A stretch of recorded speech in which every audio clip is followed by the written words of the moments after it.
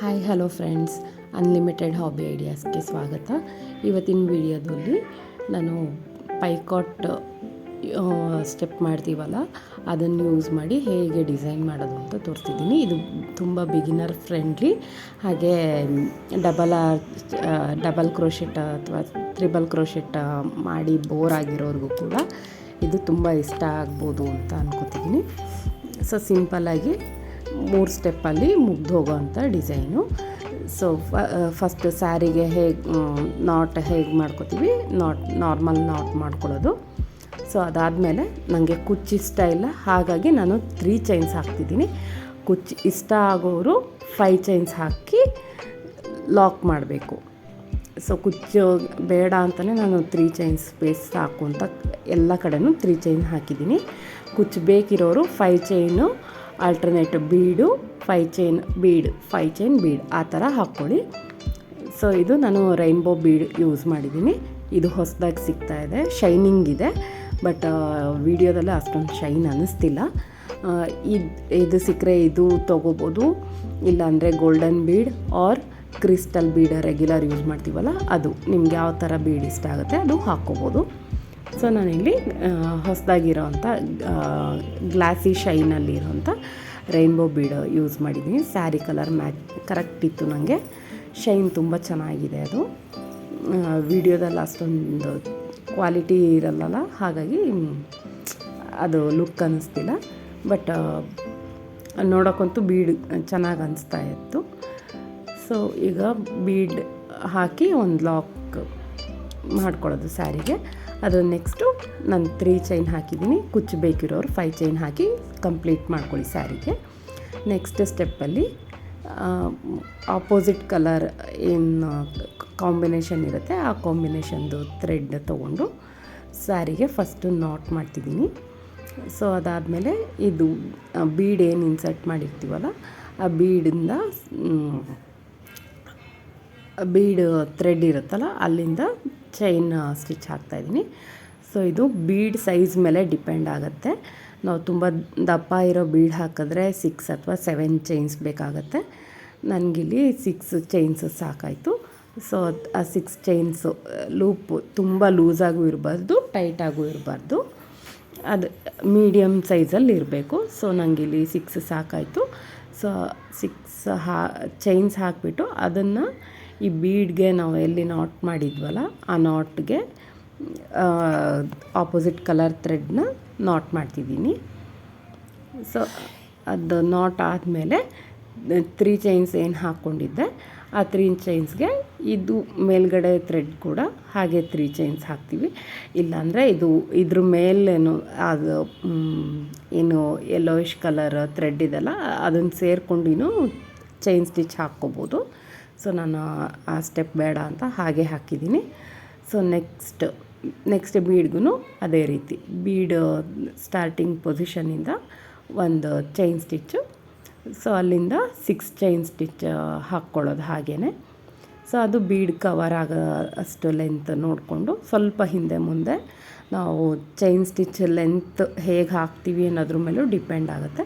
ಅದು ನೋಡಿಕೊಂಡು ಕಂಪ್ಲೀಟ್ ಸ್ಯಾರಿ ಹಾಗೆ ಮಾಡ್ಕೊಳ್ಳೋದು. ಇದ್ರ ನೆಕ್ಸ್ಟ್ ಸ್ಟೆಪ್ಪಲ್ಲಿ ನಾವು ಪೈಕಾಟ್ ಡಿಸೈನ್ ಮಾಡ್ತಿದ್ದೀವಿ. ಪೈಕಾಟ್ಗೂ ಹಾಗೇ ಸ್ಟಾರ್ಟಿಂಗಲ್ಲಿ ಸ್ಯಾರಿಗೆ ಡಬಲ್ ಲಾಕ್ ಮಾಡೋದು. ಅದಾದಮೇಲೆ ಬೀಡ್ ಮೇಲೆ ಏನು ಲೂಪ್ ಈಗಷ್ಟೇ ಮಾಡಿದ್ವಲ್ಲ ಅಲ್ಲಿಂದ 3 ಚೈನ್ಸ್ ಹಾಕೋದು, ಆ ಲೂಪ್ಗೆ ಲಾಕ್ ಮಾಡೋದು. ಸೊ ಇದು ನಾವು ಆರ್ಚ್ ಮಾಡಿಬಿಟ್ಟು ಪೈಕಾಟ್ ಮಾಡ್ತಿದ್ವಲ್ಲ same procedure without arch. Double crochet ಅಥವಾ ತ್ರಿಬಲ್ ಕ್ರೋಶೆಟ್ ಹಾಕಿ ಆರ್ಚ್ ಮಾಡ್ತಿದ್ವಲ್ಲ ಅದ್ರ ಬದಲಿಗೆ ಇದು ಡೈರೆಕ್ಟ್ ಮಾಡೋದು. ಸೊ ನಾನಿಲ್ಲಿ 3 ಸರಿ ಪೈಕಾಟ್ ಡಿಸೈನ್ ಮಾಡ್ಕೊಂಡಿದ್ದೀನಿ. 4th ಇಲ್ಲಿ ಲೋರಿಯಲ್ಸ್ ಅಥವಾ ಗುಂಗ್ರೂಸ್ ಅಂತ ಹೇಳ್ತೀವಲ್ಲ ಅದನ್ನು ಅಟ್ಯಾಚ್ ಮಾಡಿದ್ದೀನಿ. ನೀವು ಬೇಕಿದ್ರೆ ಪ್ಲೇನ್ ಬೀಡ್ ಹಾಕ್ಕೋಬೋದು ಅಥವಾ ಲೀಫ್ ಡಿಸೈನ್ದು ಹಾಕ್ಕೋಬೋದು ಅಥವಾ ಹಾಗೇನೂ ಮಾಡ್ಬೋದು. ಈ ಗುಂಗ್ರೂಸ್ ಆ್ಯಡ್ ಮಾಡಿದರೆ ನನಗೆ ಸ್ವಲ್ಪ ಲುಕ್ ಜಾಸ್ತಿ ಅನಿಸುತ್ತೆ ಅಂತ ಅದನ್ನು ಅಟ್ಯಾಚ್ ಮಾಡಿದ್ದೀನಿ. ಗುಂಗ್ರೂಸ್ ಆ್ಯಡ್ ಮಾಡಿ ಆದಮೇಲೆ ಮತ್ತೆ 3 ಟೈಮ್ಸು ಪೈಕಾಟ್ಸು ಮಾಡೋದು, ಅದು ಮತ್ತು ನಾಟ್ ಮಾಡೋದು. ಸೊ ಇದು ಒಂದಷ್ಟು ಉದ್ದ ಮಾಡಿದ್ದೆ, ಅದಾದಮೇಲೆ ದಾರ ಮುಗ್ದೋಯ್ತು. ಈ ರೀತಿ ದಾರ ಮುಗ್ದೋದ್ರೆ ಏನು ಮಾಡ್ಬೋದು ಅಂತ ತೋರಿಸ್ತಿದ್ದೀನಿ. ಕೆಲವ್ರಿಗೆ ಹೊಸದಾಗಿ ಮಾಡೋರಿಗೆ ಹಾಗೆ ಡೌಟ್ ಬರುತ್ತೆ ಏನು ಮಾಡೋದು ಅಂತ. ಸೊ ಒಂದು ಥ್ರೆಡ್ ತುಂಬ ಲೆಂತಿಯಾಗಿ ರೆಡಿ ಮಾಡ್ಕೊಂಡಿರ್ತೀವಲ್ಲ, ಅದರಿಂದ ಈಗ ಒಂದು ಸ್ವಲ್ಪ ಅಥವಾ ಅರ್ಧ ಸ್ವಲ್ಪಕ್ಕೆ ಬೇಕಿದ್ದರೆ ಅದೇ ಥ್ರೆಡ್ಡಿಂದ ಎಷ್ಟು ಬೇಕಷ್ಟು ಉದ್ದ ಒಂದಷ್ಟು ಬಿಚ್ಚಿಕೊಂಡು ಇನ್ನೊಂದು ರೋಲ್ಗೆ ಈ ರೀತಿ ಪೇಪರ್ ರೋಲ್ಗೆ ಅದನ್ನು ಸುತ್ತಿಟ್ಕೊಂಡು ರೆಡಿ ಮಾಡ್ಕೋಬೋದು. ಅಥವಾ ಅರ್ಧ ಸೀರೆಗಿಂತ ಹೆಚ್ಚಿಗೆ ಬೇಕು ಅಂದರೆ ಹೊಸದಾಗಿ ದಾರ ಸುತ್ತಿಟ್ಕೊಳ್ಳೋದು ಬೆಟರು. ನನಗಿಲ್ಲಿ ಸ್ವಲ್ಪಕ್ಕೆ ಮಾತ್ರ ಬೇಕಿತ್ತಲ್ಲ, ಹಾಗಾಗಿ ಇನ್ನೊಂದು ಸೈಡ್ ದಾರ ತುಂಬ ಉದ್ದ ಸುತ್ತಿಟ್ಕೊಂಡಿದ್ದೆ, ಹಾಗಾಗಿ ಅದನ್ನೇ ಅಡ್ಜಸ್ಟ್ ಮಾಡ್ತಾಯಿದ್ದೀನಿ. ಸೊ ಹಾಗಾಗಿ ಇನ್ನೊಂದು ರೋಲ್ಗೆ ಅದನ್ನೇ ವಾಪಸ್ ಸುತ್ತಿ ರೆಡಿ ಮಾಡಿಕೊಂಡೆ. ಸೊ ಈಗ ಮಧ್ಯದಲ್ಲಿ ನಾಟ್ ಕಟ್ಟಾಗಿತ್ತಲ್ಲ, ಅದು ಎರಡು ಈಗ ಮತ್ತೆ ಹೊಸದಾಗಿ ಸೇರಿಸಿ ಗಂಟು ಮಾಡಿಕೊಂಡು, ಇದು ನಾಟ್ ಆದಷ್ಟು ಫ್ಲವರ್ ಆರ್ಚ್ ಏನು ಮಾಡ್ತೀವಿ ನಾವು, ಆ ಆರ್ಚ್ ಕಂಪ್ಲೀಟ್ ಆಗೋ ಅಲ್ಲಿಗೆ ಬರೋ ಥರ ನೋಡ್ಕೋಬೇಕು. ಇಲ್ಲಾಂದರೆ ನಾವೆಲ್ಲಿ ಕಂಪ್ಲೀಟ್ ಮಾಡಿದ್ದೀವಿ ಅಲ್ಲಿಂದ ಇನ್ನು ಸ್ವಲ್ಪ ಉದ್ದ ಇದ್ದರೆ ಎಲ್ಲೂ ಸೈಡಿಗೆ ಬರಲ್ಲ, ಅದು ಮಧ್ಯದಲ್ಲಿ ಬರುತ್ತೆ ಅನ್ನಂಗಿದ್ರೆ ಆ ಆರ್ಚ್ ಏನು ಕಂಪ್ಲೀಟ್ ಹಿಂದಕ್ಕೆ ಮಾಡಿರ್ತೀವಿ ಅಲ್ಲಿಗೆ ನಾವೇ ಕಟ್ ಮಾಡಿ ಹೊಸದಾಗಿ ಈ ರೀತಿ ರೆಡಿ ಮಾಡ್ಕೊಳ್ಳೋದು ಉತ್ತಮ. ಸೊ ಬಿಗಿನರ್ಸ್ಗೆ ಅದು ಅನುಕೂಲ ಆಗುತ್ತೆ ಅಂತ ಇದು ವಿಡಿಯೋ ಕಂಟಿನ್ಯೂ ಮಾಡಿದೆ ಹಾಗೇ. ಸೊ ಅದು ದಾರ ಮತ್ತು ರೆಡಿ ಮಾಡ್ಕೊಂಡಾದಮೇಲೆ ನಾವು ಹೀಗೆ ಕಂಟಿನ್ಯೂ ಮಾಡೋದು ಡಿಸೈನ್ನ. ಸೊ ಇಲ್ಲಿ 3 ಚೈನ್ಸ್ ಹಾಕಿದ್ವಲ್ಲ, ಅಲ್ಲಿ 3 ಚೈನ್ಸ್ ಹಾಗೆ ಅಟ್ಯಾಚ್ ಮಾಡ್ಕೊತಿದ್ದೀನಿ. ನೆಕ್ಸ್ಟ್ ಬೀಡ್ಗೆ ಮತ್ತೆ ಪೈಕೋಟ್ 3 ಚೈನ್ಸ್ ಮಾಡಿ ಅದನ್ನೇ ಮತ್ತೆ ಲೂಪ್ಗೆ ಅಟ್ಯಾಚ್ ಮಾಡೋದು. ಈ ರೀತಿ ಕಂಪ್ಲೀಟ್ ಮಾಡ್ಕೊಳ್ತಾ ಹೋಗೋದು. ಸೊ ತುಂಬ ಸಿಂಪಲ್ಲಾಗಿದೆ, ತುಂಬ ಅಟ್ರ್ಯಾಕ್ಟಿವ್ ಆಗಿ ಕಾಣಿಸುತ್ತೆ. ಸೊ ಗುಂಗ್ರೂಸ್ ಅಟ್ಯಾಚ್ ಮಾಡಿರೋದ್ರಿಂದ ತುಂಬ ಚೆನ್ನಾಗಿ ಅನ್ನಿಸ್ತಾ ಇತ್ತು. ಸೊ ಅದಕ್ಕೆ ಇದು ವಿಡಿಯೋ ಮಾಡಿದ್ದೀನಿ.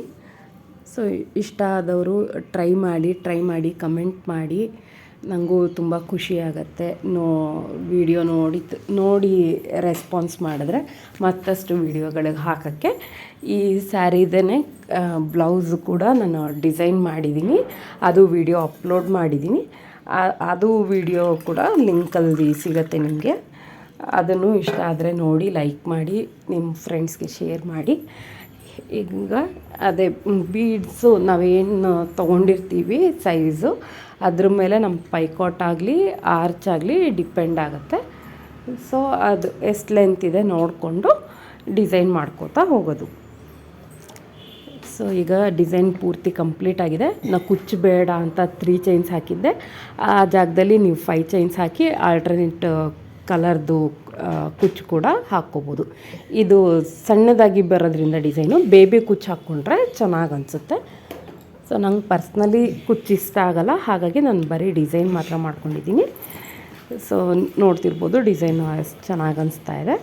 ರೈನ್ಬೋ ಬೀಡು ಶೈನು ಡೈರೆಕ್ಟಾಗಿ ನೋಡೋಕ್ಕೆ ತುಂಬ ಚೆನ್ನಾಗಿದೆ. ವಿಡಿಯೋದಲ್ಲಿ ಅಷ್ಟು ಶೈನ್ ಆಗಿಲ್ಲ, ಬಟ್ ನೀವು ಕ್ರಿಸ್ಟಲ್ ಬೀಡ್ಸ್ ಕೂಡ ಯೂಸ್ ಮಾಡ್ಕೋಬೋದು. ಹಾಗೆ ಇದು ಸ್ಯಾರಿ ತೋರಿಸ್ತಿದ್ದೀನಿ. ಸ್ಯಾರಿಲಿರೋಂಥ ರೌಂಡ್ ಡಿಸೈನ್ಸು, ಮ್ಯಾಂಗೋ ಡಿಸೈನ್ಸ್ ಎಲ್ಲ ಯೂಸ್ ಮಾಡಿಕೊಂಡೆ ಈ ಬ್ಲೌಸ್ನ ಡಿಸೈನ್ ಮಾಡಿದ್ದೆ.